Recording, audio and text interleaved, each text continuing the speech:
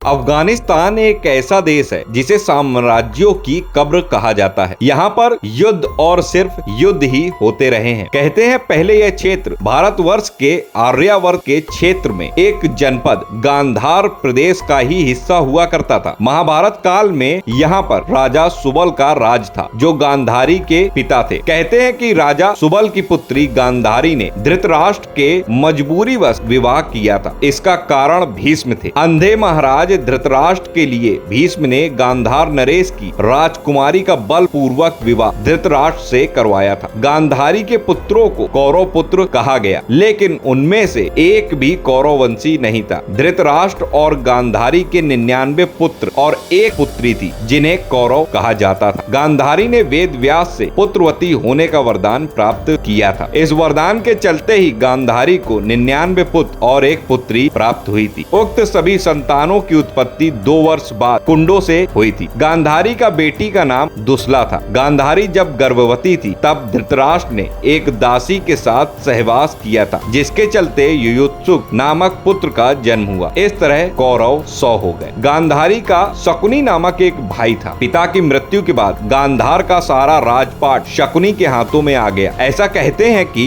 भीष्म ने राजा सुबल के पूरे परिवार को ही नष्ट कर दिया था, तो उसका बदला लेने के लिए शकुनी ने कौरव और पांडवों को आपस में लड़वाकर पूरे हस्तिनापुर का नाश करने की साजिश रची थी। महाभारत के युद्ध में अपने 100 पुत्रों को खोने के बाद गांधारी ने क्रोध की अग्नि में जलते हुए श्री कृष्ण और शकुनी को यह श्राप दे दिया था। श्री कृष्ण को कहा कि जिस तरह तुम्हारे कारण मेरे कुल का नाश हुआ है, उसी तरह तुम्हारे कुल का भी नाश हो जाएगा। मौसूल युद्ध के कारण जब श्री कृष्ण के कुल के अधिकांश लोग मारे गए, तो श्री कृष्ण ने प्रभास क्षेत्र में एक वृक्ष के नीचे विश्राम किया। वहीं पर उनको एक भील ने भूलवश तीर मार दिया, जो कि उनके पैरों में जाकर लगा। इसी को बहाना बनाकर श्री कृष्ण ने देह को त्याग दिया। उसके बाद द्वारिका नगरी समुद्र में डूब जाती है। इसी प्रकार गांधारी ने अपने 100 पुत्रों की मृत्यु का जिम्मेदार शकुनी को भी माना। गांधारी ने गांधार नरेश शकुनी को श्राप दिया कि मेरे 100 पुत्रों को मरवाने वाले गांधार नरेश तुम्हारे राज्य में कभी शांति नहीं रहेगी, वह हमेशा आपस में ही उलझा रहेगा। लोगों का मानना है कि गांधारी के इसी श्राप के चलते आज भी अफगानिस्तान में शांति नहीं रहती। तालिबान से पहले और तालिबान के बाद फिर से तालिबान के कब्जे के दौरान अभी तक निरंतर इस देश में अशांति का साम्राज्य कायम है। यही देश कभी भी किसी भी काल में पूरी तरह शांत नहीं रह पाया। एक किंवदंती की भी प्रचलित है कि सिकंदर अफगानिस्तान को जीतने के लिए संघर्ष कर रहा था, तो उसकी मां ने एक चिट्ठी भेजी जिसमें लिखा हुआ था कि दुनिया को जीतने वाला सिकंदर इस छोटे से अफगानिस्तान को क्यों नहीं जीत पा रहा। इस पर सिकंदर ने चिट्ठी का जवाब देते समय उसके साथ अफगानिस्तान की मिट्टी भी भेज दी। कहते हैं वो मिट्टी जब सिकंदर के गांव मकदूनिया में पहुंची तो वहां भी झगड़े शुरू हो गए। यानी अफगानिस्तान के लोग हमेशा लड़ते रहेंगे, पहले विदेशियों से, और अब जब वो नहीं मिलेंगे तो आपस में ही लड़ते लड़ते मर जाएंगे। आशा करता हूँ ये जानकारी आपके पास पहले नहीं होगी। अगर वीडियो पसंद आया हो तो लाइक करिए, चैनल पर नए हैं सब्सक्राइब करिए, कमेंट में जय श्री राधे जरूर लिखिए। मिलता हूँ अगले वीडियो में नई जानकारी के साथ, तब तक राधे राधे।